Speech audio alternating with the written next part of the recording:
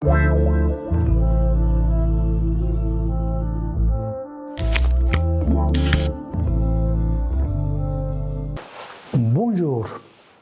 En ce jour, nous célébrons la fête d'un pape issu d'une famille de paysans du nord de l'Italie, Saint Pie X.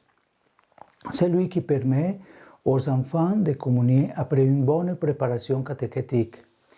Il a d'ailleurs écrit un catéchisme qui porte son nom.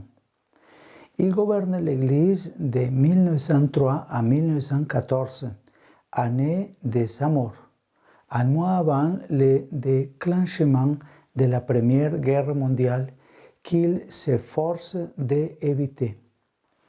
Comme pilule, chaque chrétien est appelé à devenir entre les mains de Dieu, pain rompu et partagé, c'est-à-dire il peut être un don qui n'est pas une évasion.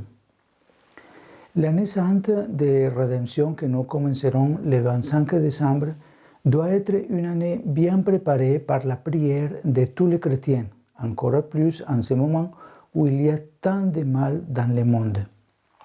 Celui qui prie ne laisse jamais le monde derrière lui.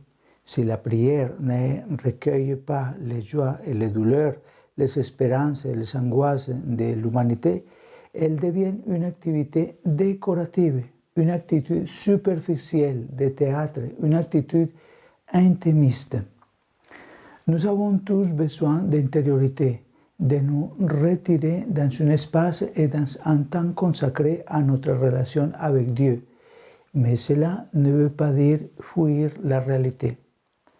Dans la prière, Dieu nous prend, nous bénit et ensuite nous fractionne et nous donne pour la fin de tous. Chaque chrétien est appelé à devenir entre les mains de Dieu pain rompu et partagé, c'est-à-dire une prière concrète qui n'est pas une fuite. Ainsi, les hommes et les femmes de prière cherchent la solitude et le silence, non pour ne pas être dérangés, mais pour mieux écouter la voix de Dieu. Parfois, ils se retirent du monde dans le secret de leur chambre, comme le recommande Jésus dans l'évangile de Saint Matthieu, chapitre 6, verset 6. Mais où qu'ils soient, ils gardent la porte de leur cœur toujours ouverte, une porte ouverte pour ceux qui prient sans savoir qu'ils prient, pour ceux qui ne prient pas du tout, mais qui pourtant en eux un cri étouffé, une invocation cachée existe. C'est une prière pour ceux qui se sont trompés et qui ont perdu leur chemin. Quiconque peut frapper à la porte d'un orang et trouver en lui ou en elle un cœur plein de compassion qui prie sans exclure personne. Nous avons être, ou disons plutôt, nous pouvons être ces hommes et ces femmes qui prient pour toute l'humanité. Nous pouvons prier pour les membres de nos familles, nos voisins, pour les personnes qui souffrent autour de nous, pour ceux qui traversent des moments difficiles, soit près de nous, soit au loin, de l'autre côté de la planète. Et nous pouvons aussi demander à ceux que nous jugeons appropriés de prier pour nous, et non seulement aux prêtres, mais aussi à ceux qui, comme nous, ont la même foi.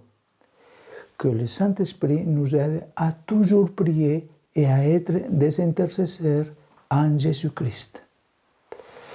Que Dieu Tout-Puissant vous bénisse et vous garde, au nom du Père et du Fils et du Saint-Esprit. Amen. Bonne journée à tous.